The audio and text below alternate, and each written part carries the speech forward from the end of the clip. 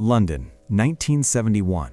A man is sitting alone in his flat. It's nearly midnight. He's not doing anything special, just fiddling with his amateur radio equipment the way he does most nights.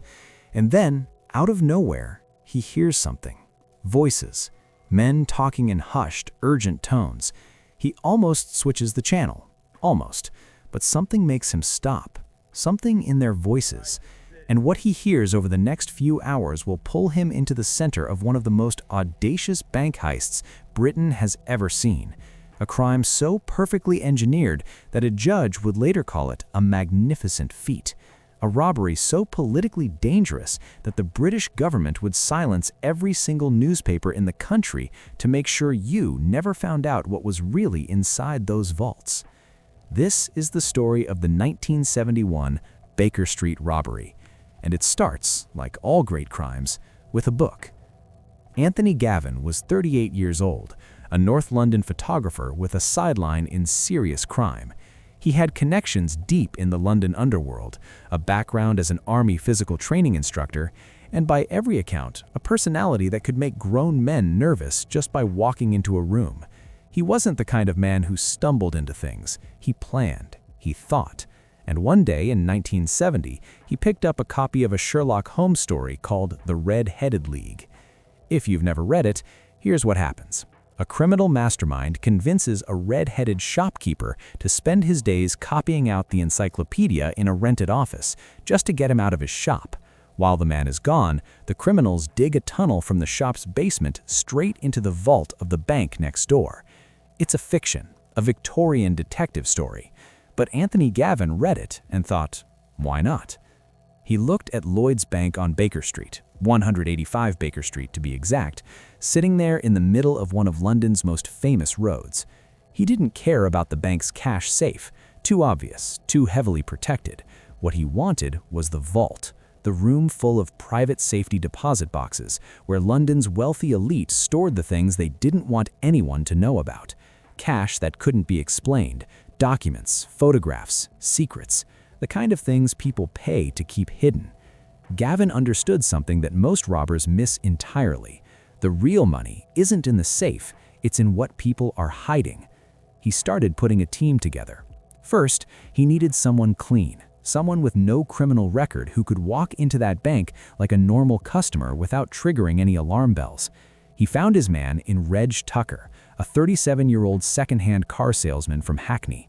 No record, ordinary face, the kind of man nobody looks at twice. In December of 1970, Tucker walked into the Baker Street branch of Lloyd's and opened a savings account with £500. Polite, unremarkable, completely forgettable. 2 months later, he came back and rented a safety deposit box of his own. And then he started visiting it, again and again, 13 times over the following months. Here's what nobody at the bank understood. Every time Tucker was left alone in the vault, which was standard practice at the time, staff would give customers privacy while they accessed their boxes. He wasn't looking at his box at all.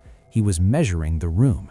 No instruments, no technology, just his arms, his umbrella, and a detail he'd noticed immediately. The floor tiles were exactly 9 inches square.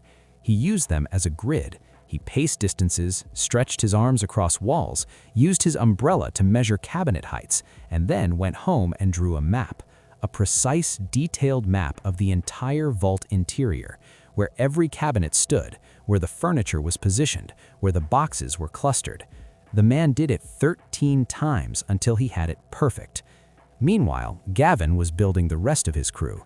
Thomas Stevens, another car salesman with a clean record, was brought in to source equipment. And a list of what Stevens acquired tells you everything you need to know about how serious this operation was. A thermal lance capable of cutting through metal at temperatures up to 8,000 degrees Fahrenheit. A 100-ton hydraulic jack. This wasn't a smash and grab. This was engineering. Then there was the location. 2 doors down from the bank, at 189 Baker Street, sat a leather goods shop called Lissac. In May of 1971, Benjamin Wolfe, a 64-year-old seller of ornaments and knickknacks with connections to several gang members, signed the lease for £10,000. The basement of Lissac was, they had calculated, at exactly the same depth as the floor of the bank vault. 2 doors away, 40 feet of earth and concrete between them, 40 feet they intended to dig through by hand. Before a single shovel went into the ground, they caught one crucial piece of luck. Roadworks near the bank had been triggering the vault's trembler alarms repeatedly, false alarm after false alarm. The security company, fed up with the constant callouts, had switched the alarms off, and someone inside that security company, a contact of the gang, made Gavin know exactly when the alarms were disabled and when they'd come back on. The window was open. On the Friday evening of the August bank holiday weekend, 1971, Anthony Gavin climbed down into the basement of LeSac and started digging. They worked only on weekends, only when the surrounding streets were loud enough to cover the sound. During the week, nothing. No one in the shop, no movement, no risk. Just waiting. Gavin led the digging himself. He cut a hole 15 inches wide through 6 inches of reinforced concrete in the LeSac basement floor. Then he dug vertically downward until he hit the basement walls of the Chicken Inn, the restaurant that sat between the leather shop and the bank.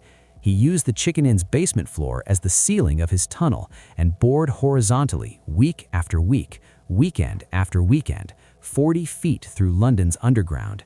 The tunnel created 8 long tons of waste material, 8 tons of earth, concrete, and debris that had to be hauled back through the tunnel by hand and stacked at the rear of the LeSac shop. By the time it was finished, Gavin had lost 28 pounds in body weight. The tunnel required no supports.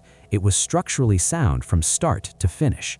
When a judge later examined the evidence, he called it a magnificent piece of engineering, and he wasn't wrong. By September 10, 1971, the tunnel was done. The gang had dug all the way to the underside of the bank vault. 3 feet of reinforced concrete stood between them and everything they'd come for. 3 feet. After the bank closed that Friday evening, they moved to the final phase. A lookout was posted on a rooftop overlooking the bank, in contact with the team below via walkie-talkie. Inside the tunnel, they laid railway sleepers on the floor to distribute the weight, then positioned the 100-ton hydraulic jack against the underside of the bank's concrete floor and started pressing upward. The plan was to force a crack, create a fracture, pop the floor open like a lid. What they didn't know, what no one could have known without x-raying the ground first, was that directly beneath where the tunnel ended sat an old well, ancient, pre-Victorian possibly. When the jack pushed upward, instead of cracking the vault floor above, it pushed the tunnel floor downward into the empty space of the well. The tunnel dropped. The plan collapsed. They'd been at it for weeks, and in one moment, the primary method was gone. They switched to the thermal lance. The device that could cut through steel at 8,000 degrees failed to penetrate the particular composition of the reinforced concrete. Failure number 2. Any normal criminal at this point goes home. Gavin didn't go home. They drilled, manually boring holes into the underside of the vault floor, packing each one with gelignite. On Saturday morning, they coordinated the blast with the flow of traffic on Baker Street above, timing the explosion to the sound of passing vehicles so that nobody on the street would hear the difference between a rumble of a lorry and a controlled detonation underground. The blast tore a 12-inch hole through the vault floor. They widened it with hammer and chisel until it measured 12 by 14 inches. Then, one by one, they pulled themselves up through that hole and into the vault. They had approximately 30 hours before the bank would open again on Monday morning. They got to work. It was Saturday night, around 11 o'clock, when Robert Rowland sat in his flat on Wimpole Street, half a mile from Baker Street, fiddling with his amateur radio set. He was a hobbyist, had been for years, the kind of person who spends his evenings scanning frequencies and listening to whatever the airwaves carry. And then, through the static, he heard something odd. Men talking, references to a job, to a location. He thought for a moment it might be a cigarette shop being burgled, something local, minor. At 11:30, he called his local police station and explained what he was hearing. The officer on duty told him it was probably nothing, and suggested that if he heard anything more interesting, he should record it. Rowlands thought that was sensible advice. He set up a small cassette recorder next to his radio and kept listening. Around midnight, the conversation he captured turned extraordinary. One voice, calm and controlled, "Right, well, listen carefully. We want you to mine for 1 hour from now until approximately 1 o'clock, and then to go off the air, get some sleep, and come on the air with both radios at 6 o'clock in the morning." The lookout on the roof wasn't happy about that. He suggested they push through and finish the job that night. The voice below came back, "Look, the place is filled with fumes where we was cutting, and if the security come in and smell the fumes, we are all going to take stoppo, and none of us have got nothing, whereas this way we have all got 300 grand to cut up when we come back in the morning." The lookout wasn't convinced. At one point, frustrated and cold on his rooftop, he told them directly, "Money may be your god, but it's not mine, and I'm off." But eventually, after a woman's voice and another man weighed in, he agreed to stay. And as a parting update, someone inside the vault told him, "We have done 90% of the easy ones, and we now face the hard ones." Rollins sat in his flat and realized this was not a cigarette shop. He called Scotland Yard directly at 2 in the morning. This time, they listened. Members of the flying squad arrived at his flat, listened to the recordings, and confirmed what they were hearing. A burglary, in progress, somewhere in London, conducted by a professional team with radio communications and a lookout. They just didn't know where. Senior officers deployed radio detection vans across the city to try to triangulate the signal. Police and bank staff began contacting every branch they could identify, visiting them one by one, checking for signs of a break-in. 750 banks in an 8-mile radius, all checked through the night and into Sunday afternoon. At 3:30 on Sunday afternoon, police arrived at Baker Street branch of Lloyd's and examined it from the outside. The vault appeared completely secure, time-locked, no visible tampering on the exterior. They couldn't open it to check inside, and they moved on. There is strong reason to believe the gang was still inside the vault at that moment, hiding, silent, having received a warning from their lookout the moment he spotted police outside. If that's true, they lay completely still in a vault full of money while police stood feet away and walked off. And then, when the coast was clear, they finished the job. On Sunday morning, back at Roland's flat, the flying squad officers had heard the final radio transmission of the operation. "Would you like to change to the other channel? Over." Roland's believed it was the exit code. It was over. The gang was gone. Monday morning, bank staff opened the vault. 268 safety deposit boxes had been forced open. Out of roughly 900 in the vault, the gang had worked through more than a quarter of them over approximately 30 hours. The bank's own safe, the conventional cash safe, had not been touched. They hadn't come for cash. They'd come for secrets. The tools were found in Lissac: the thermal lance, the walkie-talkies, the oxyacetylene torch, the tunnel entrance in the basement. On Monday, September 13th, a D notice was issued. A DA notice, to use the formal term, is a government request to the British media asking them not to publish information on a specific subject for reasons of national security. Voluntary in theory, ignored almost never. And on the day the Baker Street robbery became public knowledge, the British government asked every newspaper, every broadcaster, every outlet in the country to go quiet about it. And they did, for months. Some journalists later argued that no formal D notice was ever officially registered, that it was more of an unofficial embargo requested through other channels. The effect was identical. The story that should have been front-page news for weeks was swallowed, suppressed, and the question nobody could stop asking was, why? What was in those boxes? Police asked the bank for a list of safety deposit box owners. The bank provided 260 names. 8 people refused to allow their names to be passed on to the police. 8 people who had things in those boxes so sensitive that they preferred to simply absorb the loss and stay invisible. The total value stolen was never established because so many owners refused to report their losses. Estimates range from £1.25 million to £4 million in 1971 values. In today's money, that's somewhere between 15 and 50 million pounds, potentially more. The conspiracy theories began almost immediately, and some of them are remarkable. The most persistent one involves Princess Margaret, the actor and criminal John Bindon, and a set of photographs allegedly stored in one of those deposit boxes. Photographs that, if published, would have caused a scandal touching the royal family. The claim, detailed in a 1987 book and later fictionalized in the 2008 film The Bank Job, is that either the gang retrieved those photographs deliberately or that MI5 used the gang as unwitting instruments to recover them, and that the D-notice and subsequent suppression were designed to protect the monarchy. There is no evidence to confirm this. The journalists who have investigated it most thoroughly describe the story as cheerful nonsense. What is not a rumor is this: approximately 800 pages of police and government records relating to the Baker Street robbery remain classified at the National Archives. They are not scheduled to be released until January 2071, 100 years after the robbery. The official justification given is national security and personal privacy. Make of that what you will. The investigation moved quickly despite the chaos of the early days. Benjamin Wolfe had made a catastrophic error. He had signed the lease for Lassac in his own name, his own actual name. Within days, police had identified him from the lease documents. From Wolfe, they built outward, using informants, surveillance, and voice identification from Rowland's recordings. Rowland's was traced through his voice on the radio transmissions. Police watched him for weeks.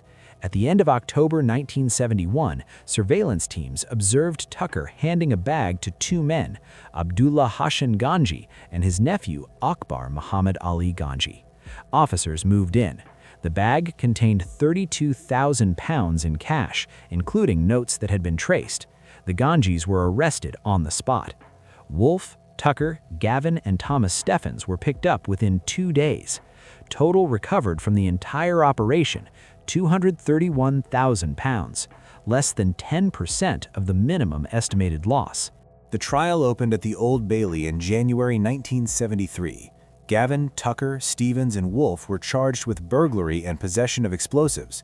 The two Ganjis faced charges of handling stolen goods. Stevens, Tucker, and Gavin pleaded guilty. The judge, reviewing the evidence, listened to testimony about the tunnel and called it what it was: a magnificent piece of engineering.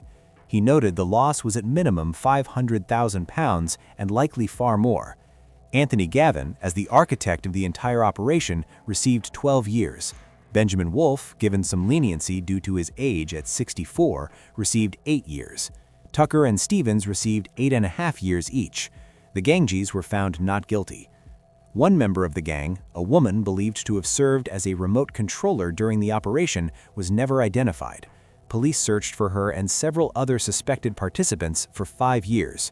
No further arrests were ever made. One man who was connected to the planning had been living in France and Italy since October 1971. Britain had no extradition agreements in place with either country. He was never brought back.